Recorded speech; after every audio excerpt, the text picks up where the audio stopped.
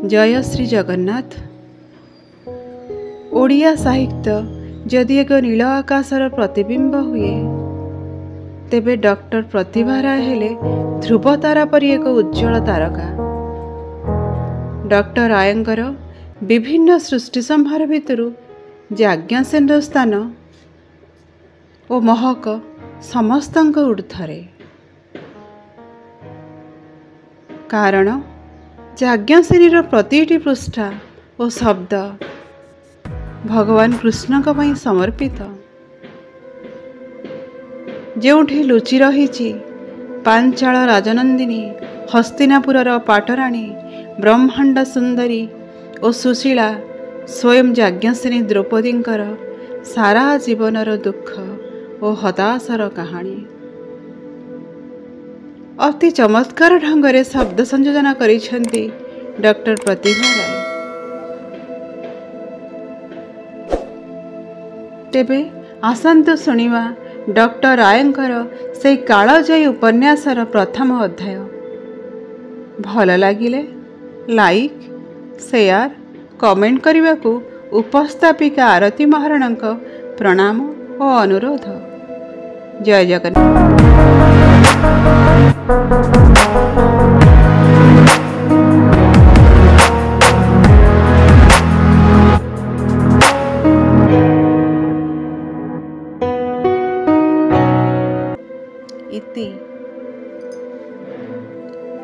इति तुमर प्रिय सखी।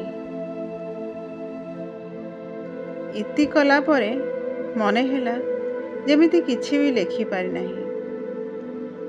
महाजीवनर अजस्र सुख दुख भरा सुदीर्घ कहानी महाकाल बक्षरे शून्य पृष्ठ परि पड़ी रही।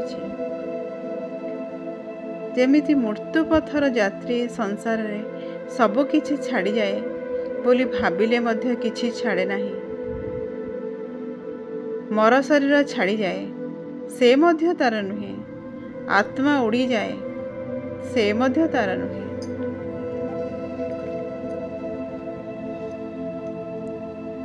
आकाशर जेमिति आदि अंत नाही, समुद्रर जेमिति क्षय नाही वृद्धि नाही, सूर्यर जेमिति उदय नाही अस्त नाही, मनोकामनार सेमिति पूर्णता नाही शून्यता नाही।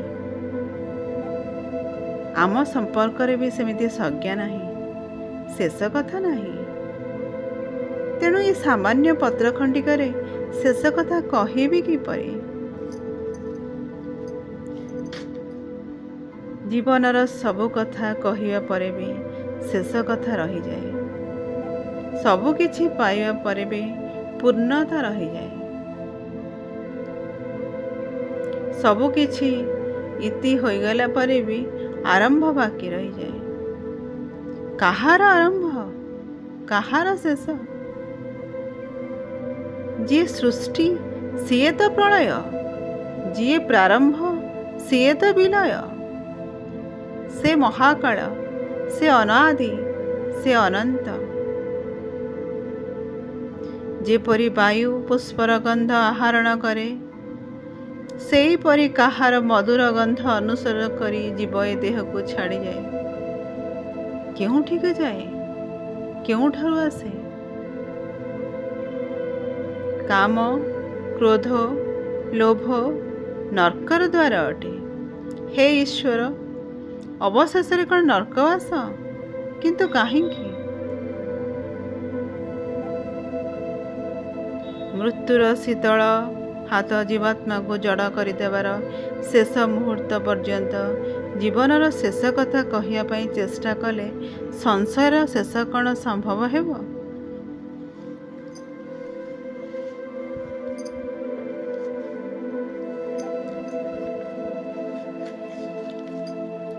हिमालय मेरुगिरीर स्वर्ण रेणु पाद तळु खसी खसी जाउछि। पाद दुईटी आउ किछि अनुभूत हेउनाही। जो मानक अनुसरण करी सारा जीवन ए कोमल पाद दुईटी रक्त झराउथिला, व्यथा पाइथिला, से माने किए कुआड़े चली गलेनी। थरटी आहा कही पछकु फेरी चाहिए नहीं। ସେତିକି ଆହା ପଦକରେ ସେମାନଙ୍କର ସ୍ୱର୍ଗପ୍ରାପ୍ତି କ'ଣ ବାଧାପ୍ରାପ୍ତ ହୋଇଥାନ୍ତା? କିଏ ଚାହିଁଥିଲା ସ୍ୱର୍ଗ? କିଏ ଚାହିଁଥିଲା ରାଜ୍ୟ? କିଏ ଚାହିଁଥିଲା ଯୁଦ୍ଧ? ସମସ୍ତ କାରଣର କାରଣ ଜଣେ ଥାଉ ଥାଉ ସବୁ ଦୋଷ ମୋରି ଉପରେ ଢାଳି ଦେଇ ସେମାନେ ଚାଲିଗଲେ ମୃତ୍ୟୁ ଦ୍ୱାରରେ ମୋତେ ଛାଡ଼ିଦେଇ।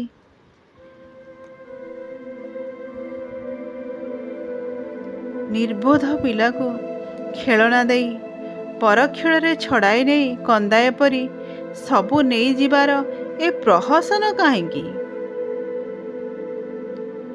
ଯିଏ ହାତ ପତାଇ ମାଗେ ତା ସାଙ୍ଗେ ଖେଳିବାକୁ ଇଚ୍ଛା ହୁଏ, କିନ୍ତୁ ଯିଏ କିଛି ମାଗେ ନାହିଁ ତା ସାଙ୍ଗେ ଖେଳର ନାମ ନିଷ୍ଠୁରତା ବ୍ୟତୀତ ଅନ୍ୟ କ'ଣ ହୋଇପାରେ?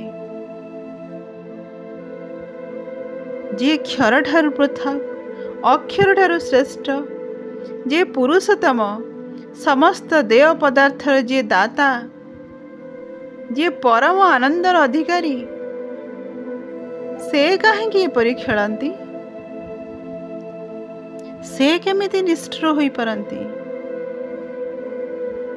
ଯିଏ ସମସ୍ତ ଜଡ଼ ଜୀବାତ୍ମା ଭିତରେ ଅଛନ୍ତି, ସେ କାହାକୁ ଦିଅନ୍ତି, କାହାଠାରୁ ଛଡ଼ାଇ ନିଅନ୍ତି?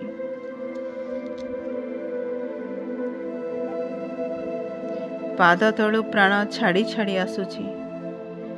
ଯେଉଁମାନେ ସଙ୍ଗରେ ଥିଲେ ସେମାନେ ସ୍ୱର୍ଗ ପଥରେ ଆଗେଇ ଗଲେଣି। ମହାଶୂନ୍ୟ ଭିତରେ ସବୁ ଶୂନ୍ୟ ଶୂନ୍ୟ ଲାଗୁଛି। ତଥାପି ସାରା ଜୀବନର ସଞ୍ଚିତ ଅଭିମାନ ମହମର ଦୁର୍ଗ ଭଳି ମୃତ୍ୟୁ ପଥରେ ଝରୁଛି। ପ୍ରଶ୍ନ ପରେ ପ୍ରଶ୍ନ ହୃଦୟ ତଟରେ ଧକ୍କା ଖାଉଛି। ତେବେ ବି ଶେଷ କଥା କହି ହେଲା ନାହିଁ। ଚିଠିଟା ଇତି କରିସାରିଛି। ମୃତ୍ୟୁ ପଥରେ ମୁହୂର୍ତ୍ତ ମୁହୂର୍ତ୍ତ ଆଗେଇ ଯାଉ ଯାଉ ପୁଣି ଥରେ ପଢ଼ିବାକୁ ଆରମ୍ଭ କଲେଣି। ଅନନ୍ତ ଅବୟ ଜୀବନ ଜିଜ୍ଞାସା ବୋଧହୁଏ ସୃଷ୍ଟିର ରହସ୍ୟ। ତେଣୁ ଜୀବନର ବିସ୍ମୃତି ଅନୁଭୂତି ସତ୍ତ୍ୱେ ଜୀବନ ସୁଖ ଦୁଃଖ ସମ୍ପଦ ମିଳନ ବିରହ ଜନ୍ମ ମରଣର ରହସ୍ୟ ଭିତରେ ରହିଯାଏ। ହୃଦୟର ରକ୍ତରେ ନିଜ ଲେଖା ଏଇ ଚିଠି ଖଣ୍ଡିକ ହିଁ ଆଜି ମୃତ୍ୟୁ ପଥର ସହଚରୀ। ନିଜ ଲେଖା ଚିଠିଟି ପୁନର୍ବାର ପଢ଼ୁ ପଢ଼ୁ ଯଦି ମୋର ଆତ୍ମା ଶରୀରକୁ ଛାଡ଼ିଯାଏ, ତେବେ ଜାଣିବ ଚିଠିର ପ୍ରାପ୍ତକର୍ତ୍ତା ତମେ, ପ୍ରିୟ ସଖା ଗୋବିନ୍ଦ। ହେ ପୁରୁଷ ଶ୍ରେଷ୍ଠ, ହେ ମଧୁସୂଦନ, ତୁମକୁ କୃଷ୍ଣର ପ୍ରଣାମ। ସାରା ଜୀବନର ଯେତେ ଅଭିମାନ ଆଉ ଅଭିଯୋଗ ଆଜି ଅନ୍ତିମ ମୁହୂର୍ତ୍ତରେ ବାଢ଼ି ଦେଉଛି। ସେତିକି ନ କଲେ ଜୀବନର ଅବଶୋଷ ରହିଯିବ।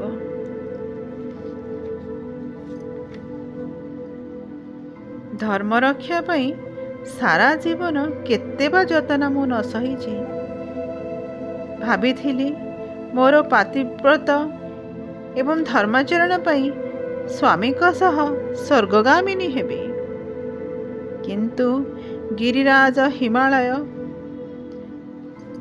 ପବିତ୍ର ପାଦଦେଶରେ ସ୍ୱର୍ଣ୍ଣ ରେଣୁକୁ ସ୍ପର୍ଶ କରୁ କରୁ ପାଦ ଖସାଇ ମୁଁ ପଡ଼ିଗଲି। ମୋର ପଞ୍ଚସ୍ୱାମୀ ଥରେ ହେଲେ ପଛକୁ ଫେରି ଚାହିଁଲେ ନାହିଁ। ବରଂ ଧର୍ମରାଜ ଯୁଧିଷ୍ଠିର ଭୀମସେନକୁ କହିଲେ, ପଛକୁ ଫେରି ଚାହଁ ନାହିଁ, ଚାଲି ଆସ। ତାଙ୍କର ଏହି ପଦକ କଥା ମୋର ହୃଦୟକୁ ଦୁଃଖରେ ଖଣ୍ଡ ଖଣ୍ଡ କରିଦେଲା। ଭାବିଲି, କେତେ ମିଛ ଏ ସ୍ୱାମୀ ସ୍ତ୍ରୀର ସମ୍ପର୍କ। ସ୍ନେହ, ପ୍ରେମ, ତ୍ୟାଗ ଓ ଉତ୍ସର୍ଗ। ଯାହାର କର୍ମ ଯଦି ଯିଏ ଭୋଗ କରେ, ସ୍ୱାମୀ ଯୁଧିଷ୍ଠିରଙ୍କ ଧର୍ମ ରକ୍ଷା ପାଇଁ ମୁଁ ନିଜକୁ ପଞ୍ଚପତିଙ୍କର ପାଦତଳେ ସମର୍ପ ଦେଇ ସାରା ସଂସାରର ଉପହାସ, ବ୍ୟଙ୍ଗ, ବିଦ୍ରୂପ ଏବଂ ନିନ୍ଦା ଅପବାଦ ମୁଣ୍ଡାଇଲି କାହିଁକି?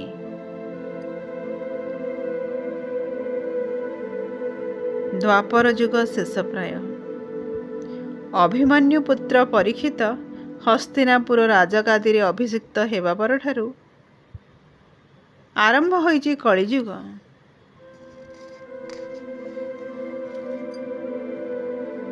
ମୋର ନାମ କୁଆଡ଼େ ପଞ୍ଚସତୀମାନଙ୍କ ଭିତରେ ସ୍ଥାନ ପାଇବ। ତା ଦେଖି କଳିଯୁଗର ନରନାରୀ ବିଦ୍ରୂପ କରି ହସିବେ। କହିବେ, ଦ୍ୱାପର ଯୁଗରେ ପଞ୍ଚପତି ବରଣ କରି ଦ୍ରୌପଦୀ ଯଦି ସତୀ ନାରୀ ହୋଇପାରେ, ଏକ ପତିବ୍ରତ ପାଳନର ଆବଶ୍ୟକତା କ'ଣ? ପଞ୍ଚପତି ବରଣ କରି ମଧ୍ୟ କଳିଯୁଗର ନାରୀ ସତୀ ହେବ ନାହିଁ କାହିଁକି? ଯୌନ ବିକାରଗ୍ରସ୍ତ କଳିଯୁଗର ଉଚ୍ଛୃଙ୍ଖଳ ନରନାରୀଙ୍କ ପାଖରେ ଦ୍ରୌପଦୀ ହେବ ବ୍ୟଙ୍ଗ ବିଦ୍ରୂପ ଭରା ଆମୋଦର ଉପାଦାନ। ପଞ୍ଚପତିଙ୍କର ପତ୍ନୀ ଦ୍ରୌପଦୀ ସତୀତ୍ୱ ପାଇଁ ନିଜକୁ କେମିତି ତିଳ ତିଳ କରି ଜାଳିଥିଲା, ସେମାନେ ସେ କଥା ବୁଝିବେ ନାହିଁ। ସେତେବେଳେ ହସ୍ତିନାପୁର ନାୟିକା ଦ୍ରୌପଦୀ ହେବ ଏକ ନିନ୍ଦିତ ଆତ୍ମା, କଳଙ୍କିତ କାହାଣୀର ନାୟିକା। ହେ କୃଷ୍ଣ ବାସୁଦେବ, ତମେ ତ ଇଚ୍ଛାମୟ।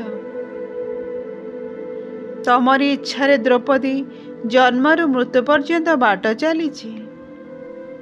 ତମରି ଇଚ୍ଛାରେ ଦ୍ରୌପଦୀ ଆଖିର ପିଛୁଳା ପକାଇଛି, ପ୍ରଶ୍ୱାସ ଗ୍ରହଣ କରିଛି।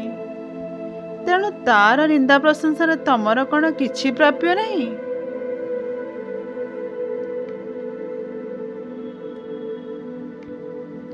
ଆଜି ହୃଦୟର କ୍ଷତସ୍ଥାନରୁ ଝରୁଥିବା ରୁଧିରରେ ପବିତ୍ର ହିମାଳୟର ପଥର ବୁକୁରେ ଦ୍ରୌପଦୀ ଲେଖୁଛି ତା ଜୀବନର କାହାଣୀ। ଦିନେ ତମେ ବିପନ୍ନ ପୃଥିବୀକୁ ଉଦ୍ଧାରିବା ପାଇଁ ପବିତ୍ର ହିମାଳୟ ପଥ ଦେଇ ଧରାରେ ଅବତରି ଆସିବ। ସେଦିନ ଅଲିଭା ଅକ୍ଷରରେ ଲେଖା ରକ୍ତ ରଞ୍ଜିତ ଦ୍ରୌପଦୀର ଆତ୍ମକଥାକୁ ପଢ଼ିବ। ଆହା ପଦଟିଏ ଦ୍ରୌପଦୀକୁ କହିବ, ସେତିକି ମୋର ପାଇବାର ଶେଷ କଥା।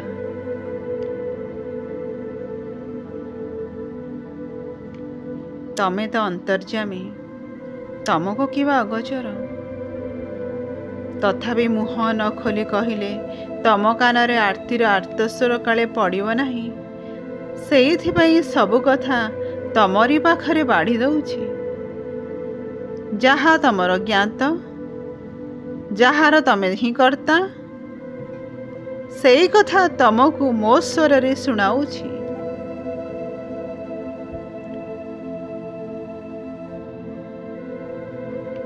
କାଳ ମୋତେ ଦେବୀ ଦ୍ରୌପଦୀରେ ପରିଣତ କରିପାରେ, ମୁଁ କିନ୍ତୁ ମର ଶରୀର ଧରି ମର୍ତ୍ତ୍ୟରେ ମାନବୀ ଭାବେ ଧରାପୃଷ୍ଠକୁ ଆସିଥିଲି। ମୋର ପଞ୍ଚସ୍ୱାମୀ ମଧ୍ୟ ଜଣେ ଜଣେ ମର୍ତ୍ତ୍ୟର ମାନବ। ଆମର କର୍ତ୍ତା ମହାମୁନି କୃଷ୍ଣ ଦ୍ୱୈପାୟନ ମୋତେ ଦେବୀର ଆସନରେ ବସାଇଛନ୍ତି। ତାଙ୍କ ଦୃଷ୍ଟିରେ ମୁଁ ଦିବ୍ୟଦର୍ଶିନୀ। ମୋର ପଞ୍ଚସ୍ୱାମୀ ବରଣ ପଛରେ ପୂର୍ବଜନ୍ମର ଶିବଙ୍କ ବରଦାନ କାହାଣୀ ସେ ବର୍ଣ୍ଣନା କରିଛନ୍ତି। କିନ୍ତୁ ମୁଁ ଦେବୀ ନୁହେଁ, ମୁଁ ଜାତସ୍ମର ନୁହେଁ। ତେଣୁ ଆଜି ମୁଁ ମୃତ୍ୟୁ ପଥରେ ଭାସି ଯାଉ ଯାଉ ଯାହା କହିବି ସବୁ ସତ୍ୟ କହିବି, ଏବଂ ମୋ ଜୀବନର କଥା ଜଣେ ମର୍ତ୍ତ୍ୟ ମାନବୀର ଜୀବନ ଚରିତ ଛଡ଼ା ଅନ୍ୟ କିଛି ନୁହେଁ। ଏ ପତ୍ରର ଅଲିଭା ଅକ୍ଷର ପଢ଼ି ମୋ ଜୀବନରେ ଘଟିଯାଇଥିବା ଗୋଟିଏ ଗୋଟିଏ ଲୋମହର୍ଷଣକାରୀ ଘଟଣାକୁ ଅନୁଧ୍ୟାନ କରି କଳିଯୁଗର ମଣିଷ ବିଚାର କରିବେ, ଦ୍ରୌପଦୀର ଲାଞ୍ଛନା କେବେ କୌଣସି ଯୁଗରେ କେହି ନାରୀ ଭୋଗି ନଥିଲେ। ଭବିଷ୍ୟତରେ ଏଭଳି ଲାଞ୍ଛନା କେହି ଭୋଗିବେ ନାହିଁ। ଈଶ୍ୱର କରନ୍ତୁ କେହି ନ ଭୋଗନ୍ତୁ।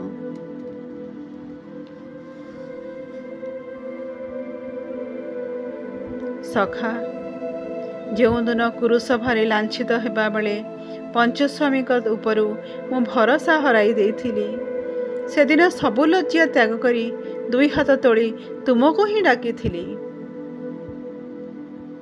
ତୁମରି ପାଖରେ ନିଜକୁ ସମର୍ପଣ କରିଥିଲି।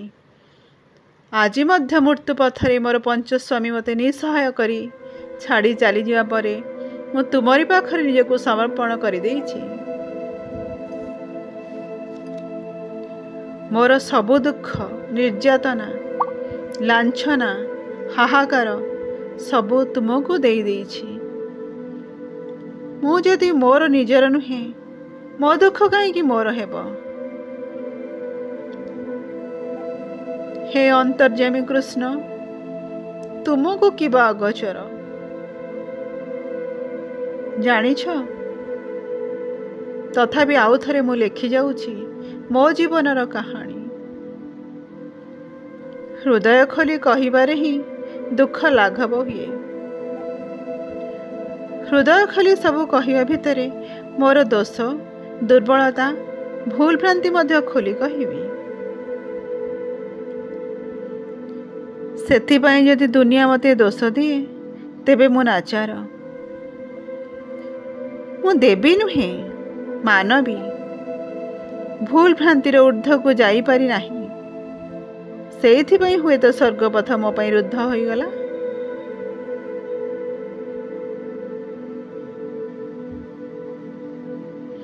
ସମୟ ସରି ସରି ଆସୁଛି। ଶରୀର କ୍ଷତ ବିକ୍ଷତ, ହୃଦୟ ଫାଟି ଦୁଇ ଫାଳ ହୋଇ ରକ୍ତ ଝରୁଛି। ସେଇ ରକ୍ତରେ ମିଶି ଝରି ଆସୁଛି ମୋ ହୃଦୟ ଖୋଲା ଜୀବନ କାହାଣୀ। ମୃତ୍ୟୁ ସମୟରେ ମଣିଷ ଯାହା କିଛି କରେ, ଯାହା କିଛି କହେ, ସବୁ ତାର ଆୟତ୍ତରୁ ବାହାରେ। ତେଣୁ ଏତେ ଦିନର ସଞ୍ଚିତ ମନବେଦନା ଆଜି ଅଣାୟତ୍ତ ହୋଇ ତମରି ପାଦ ତଳେ ଅର୍ଘ୍ୟ ହୋଇ ଦୁନିଆ ଆଗରେ ବାଢ଼ି ଦେଉଛି। ହେ ଗୋବିନ୍ଦ, ମୋର କାହାଣୀ ଶେଷ କରିବା ଯାଏଁ ମୋର ଭାବନା ଓ ଚିନ୍ତାକୁ ଜଡ଼ ନିଷ୍ପଦ କରିଦିଅ ନାହିଁ। ମୋର ସ୍ମରଣ ଶକ୍ତିକୁ ବ୍ୟାହତ କର ନାହିଁ। ମୋତେ ମୃତ୍ୟୁ ହାତରେ ସମର୍ପି ଦିଅ ନାହିଁ। ଦୟାକରି ମୋତେ ମୋ କାହାଣୀ ଶେଷ କରିବାକୁ ଦିଅ। ମୃତ୍ୟୁର ଦ୍ୱାରଦେଶରେ ଉପସ୍ଥିତ ହେଲା ପରେ ଏତିକି ପ୍ରାର୍ଥନା କରୁଛି।